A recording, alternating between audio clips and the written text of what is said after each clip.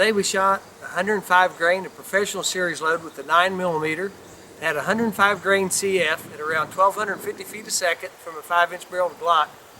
You can see what we got is around 14 inches of penetration on the main bullet shank, and then we even had on the pedals, we had roughly 6 inches of penetration. The top pedal 6 inches. You see another pedal right here that had 6 inches, and then on my side of the block there's another pedal that had 6 inches of penetration.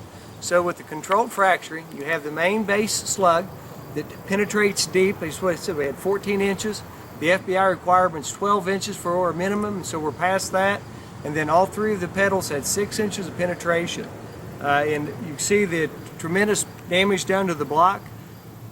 So that's exactly what we're looking for in a professional series. We have 3 pedals that exit. They go out from the center core of the main bullet, do their damage, and then the main shank of the bullet penetrates deep, and that's what we're looking for.